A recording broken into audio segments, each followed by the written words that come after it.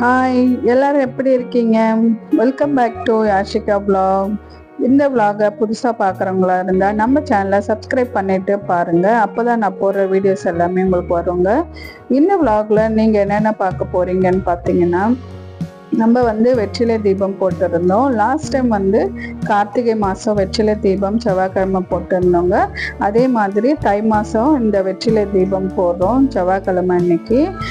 மற்ற நாள் எல்லாம் போட முடியல, மற்ற வாரங்கள் எல்லாமே இந்த வாரம் தான் நம்மளுக்கு கிடைச்சிது, அதனால போட்டாச்சு தை மாதம். அதுக்கு அடுத்த வாரம் கரெக்டாக 11ஆம் தேதி வந்து நம்மளுக்கு தைப்பூசம் விரதம் முடியுதுங்க.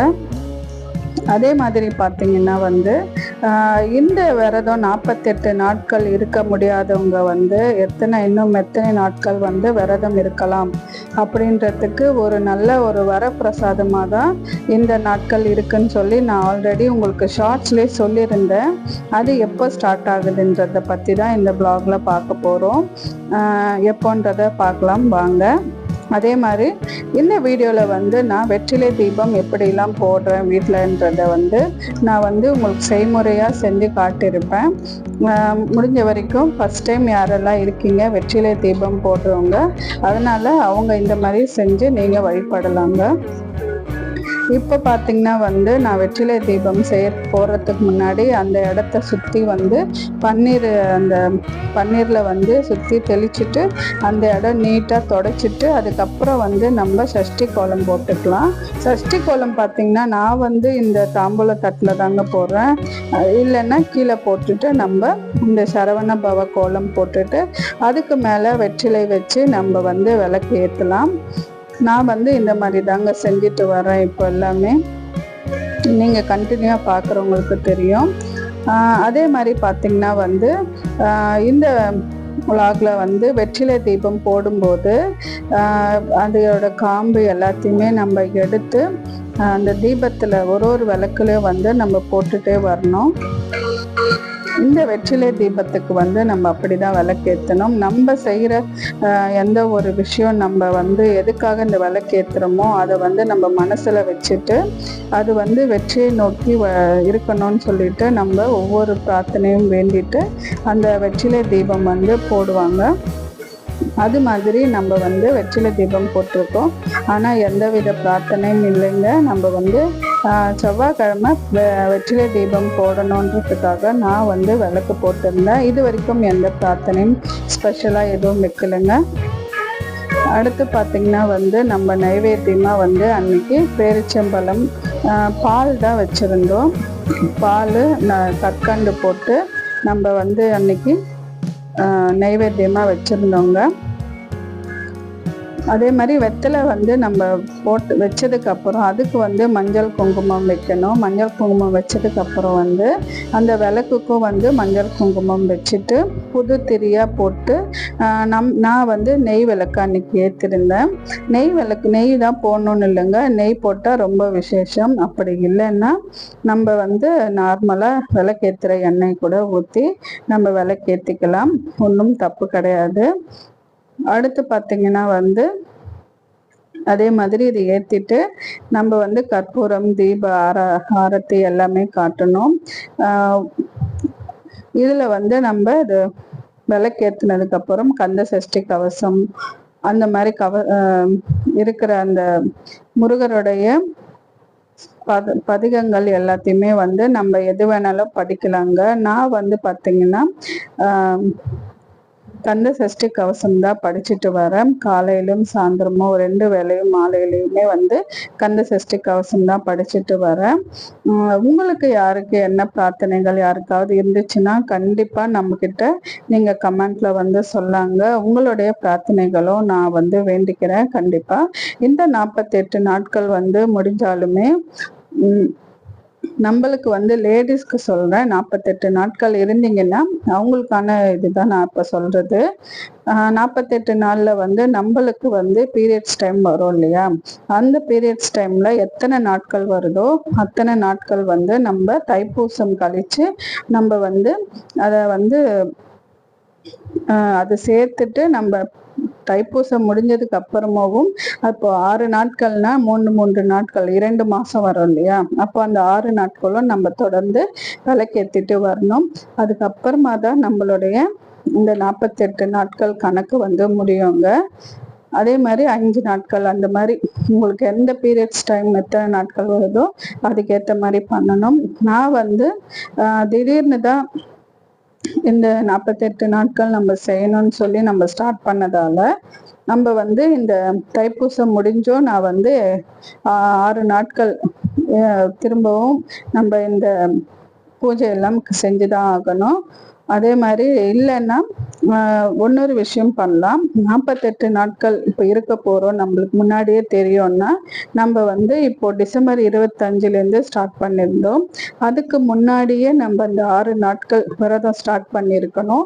அப்போ ஸ்டார்ட் பண்ணியிருந்தோம்னா இப்போ இந்த பிப்ரவரி 11ஆம் தேதியோட நம்மளுக்கு வந்து தைப்பூச விரதம் வந்து கம்ப்ளீட் ஆயிருக்கும்.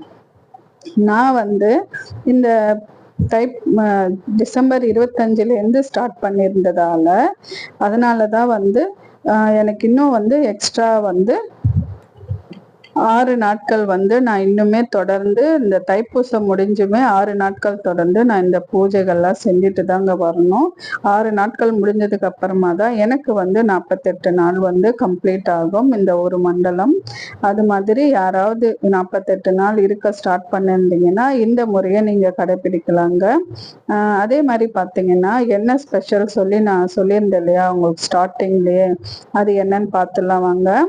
என்னன்னு பார்த்தீங்கன்னா இந்த பிப்ரவரியில நம்மளுக்கு வந்து இந்த 6ஆம் தேதி பிப்ரவரி அன்னிலிருந்து நம்மளுக்கு தைப்பூசம் அன்னைக்கு பார்த்தீங்கன்னா இந்த தை மாசம் கார்த்திகை அன்னைக்கு வருதுங்க. கிருத்திகை தை மாசம் கிருத்திகை வருது.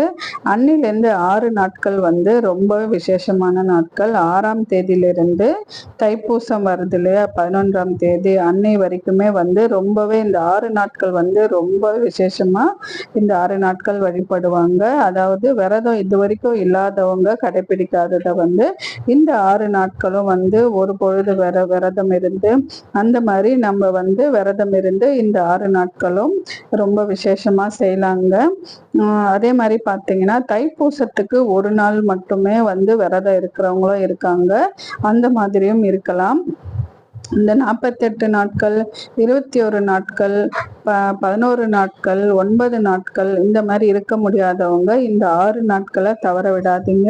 இந்த 6 நாட்களும் கண்டிப்பா செஞ்சு பாருங்க. உங்க வாழ்க்கையில நல்ல திருப்பம் வந்து கிடைக்கும்னு நான் வந்து ரொம்ப மனதார நம்புறேங்க. பார்க்கலாம். இந்த விலாகை யார் பார்த்துட்டு யாரெல்லாம் செய்றீங்கன்றத மறக்காம எனக்கு கமெண்ட்ல வந்து சொல்லுங்க. அதே மாதிரி நம்ம சேனலை பார்த்துட்டு இருக்கவங்களுக்கு ஏதாவது வேண்டுதல் இருந்துச்சுன்னா கண்டிப்பா நம்ம கமெண்ட்ல வந்து சொல்லுங்க. நான் உங்களுக்காகவும் வேண்டிக்கிறேங்க. அதனாலதான் வந்து இப்ப உங்களுக்கு கடவுளோட அருள் வந்து எப்பவுமே இருக்கும்னு நினைச்சிட்டு இந்த ஒரு பிரார்த்தனையும் செஞ்சு பாருங்க.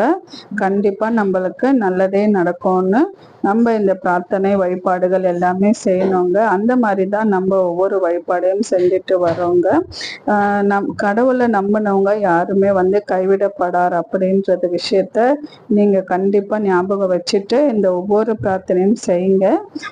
முருகரை வந்து வழிபடாதவங்களும் இந்த 6 நாட்கள் வந்து ரொம்ப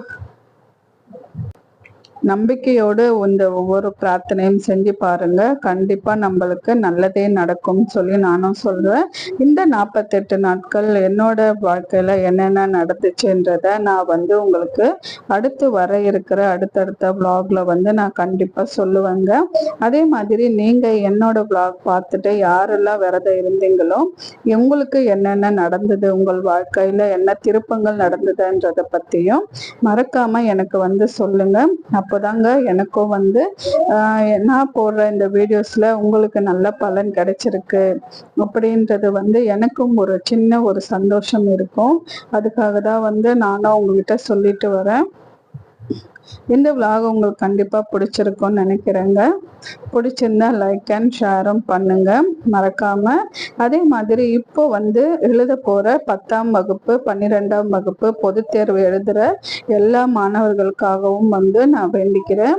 எல்லாருமே நல்ல நல்ல விதமா எழுதணும். நல்ல விதமா நீங்க படிக்கிற எல்லா விஷயத்தையும் ஞாபகம் வச்சுட்டு உடல் ஆரோக்கியத்தோடும் உள்ள தூய்மையோடும் இந்த ஒவ்வொரு எக்ஸாமையும் நல்ல விதமா எழுதி முடிக்கணும்னு சொல்லி நல்ல ஒரு மார்க் எடுக்கணும். ஒவ்வொரு பெற்றோருக்கும் சந்தோஷத்தை தரும் விதமா அவங்க எதிர்பார்க்கிற ஒவ்வொரு மதிப்பெண்களையும் கொடுக்கணும்னு சொல்லிட்டு உங்களுடைய உழைப்புக்கேற்ற ஊதியம் எப்படி கிடைக்குதோ அந்த மாதிரி நீங்க எவ்வளவு எஃபெக்ட் போட்டு ஒவ்வொரு விஷயத்த செய்றீங்களோ படிக்கிறீங்களோ அப்பதான் உங்களுக்கு வர மார்க் உங்களுடைய தலைவிதியை மாற்றும் விதமா இருக்கும்.